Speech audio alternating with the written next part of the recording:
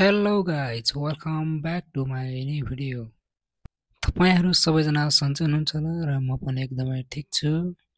आज चाहिँ धेरै समय पछाडि फेरि नयाँ भिडियो लिएर आएको छु। कस्तो लाग्छ पुरा भिडियो हेरिदिनु होला। च्यानल सब्सक्राइब गर्नु भएको छैन भने चाहिँ प्लिज च्यानल सब्सक्राइब गरिदिनु होला पनि भन्न चाहन्छु। हामी चाहिँ यतिखेर चन्द्रगिरी हिल्स केबल कार चढेर जानलाई यतातिर टिकट काउन्टर हामी चाहिँ अब यहाँ चाहिँ साह्रो लाइन लगाएर यताबाट चढेपछि माथि डाँडा जानुपर्ने रहेछ। गयो नि त चन्द्रगिरी हिल्स भनेर देखेको छु। लाइन त लामै छ यहाँसम्म छ।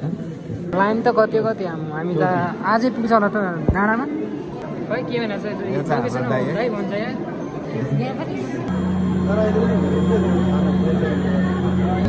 म चाहिँ के अरे लाइनमा बसिरहेको छु। आउँदैछ जाँदैछ है। हामी चाहिँ यतिखेर उडिसकेको भन्नुपर्छ है। क्युलकार माथि चढेर सारा हिँडिरहेका छौँ। हामी चाहिँ यहाँबाट देखिने हरियाली जङ्गल, हरियाली सँगसँगै हामी चाहिँ परतिरको सेतो बादल र हिमाल, सेतो हिमाल पनि देख्न सक्छौँ हामी यहाँबाट चाहिँ आनन्दले सारा क्युलकार माथि चढेर। हामी चाहिँ फाइनली आइपुगे है डाँडामा। यहाँबाट निस्किनुपर्ने हुन्छ। यहाँबाट हेरौँ है कस्तो रहेछ। हिमालमा हिम चितुवाहरू छ होला, त्यो पनि हेरौँ, फोकस गरौँ। हामी चाहिँ यहाँनिर फोटो खिच्नु भनेको पालै नपाएर अब कतिखेर पालो आउँछ हेरौँ। पालो आउँदैन पनि जस्तो लाग्छ, मान्छे आएकै छ। हामी चाहिँ अहिले सोच मान्छे पऱ्यो ताकि अरू बिचमा सबै झिनाली छ भने यो चाहिँ एउटा क्यार बगेर के गरेर हिँडेछ भने यो पागाले के गरेर त्यो मलाई थाहा होइन। चितवन जाने बाटो। ल हामी चाहिँ चन्द्रगिरीको टुप्पोमा आइपुगेको छौँ र यहाँनिरको वातावरण हेर्दै घुम्दै रमाउँदै त्यसपछि के हुन्छ हेरौँ। अझ नयाँ नयाँ के भइरहेछ भन्ने कुरा हेर्न लागेको। म आउनु त पहिले नै आइसकेको थिएँ। हामी चाहिँ फाइनली घोडा चढ्ने भयो है। हामी चाहिँ अब दुईवटा टिकट लिएर चाहिँ घोडा त्यतातिर कता बिचमा छ होला। म चाहिँ यहाँ सेतो वाइट घोडामा चढ्छु। केही गर्दैन नि गर्न त। ल हामी चाहिँ यतिखेर घोडामा लचक लचक है। यता हेर्न भाइ यार कस्तो भइरहेछ। बिस्तारै लगान्छ, मलाई डर लाग्छ। अब कान्छ ओ हो डढ्यो घोडा। मेरो मजा। ओहो सही रातोवाला चाहिँ सही हुँदो रहेछ। ओहो हिँड कान्छ हिँड। जानेछ है केटाहरू जानेछ तपाईँलाई। हाम्रो अब 250 सक्यो। 250 सक्यो यार।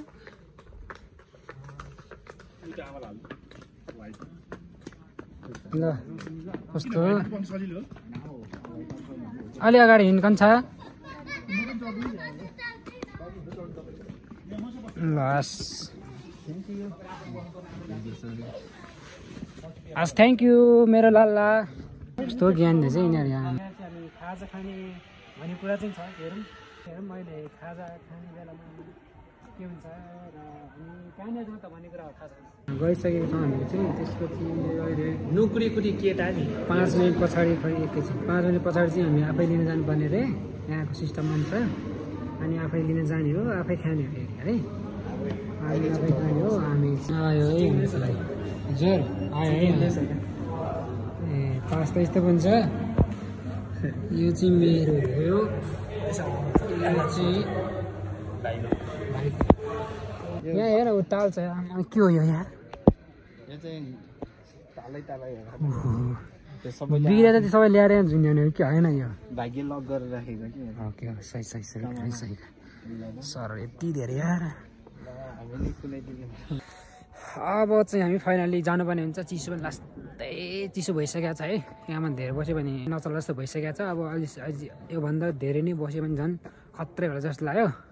अब चाहिँ जानुपर्ने हुन्छ है। चिसो एकदम थरथरी कामिसकेको छ। हिमाल त बप्पल देखाएको छ यार। नाइट भ्यू हेर्नलाई बसेको।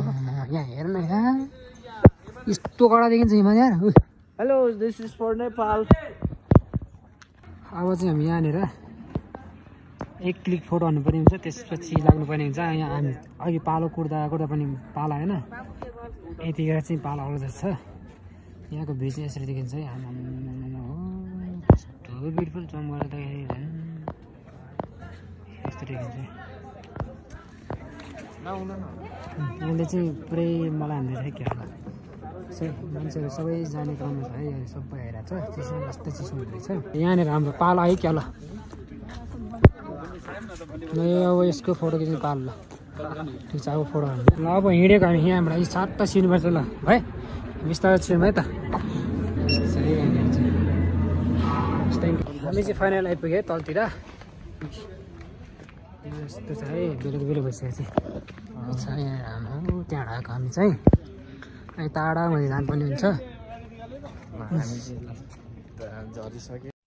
आजको भिडियो यहीँ समाप्त गर्न चाहन्छु।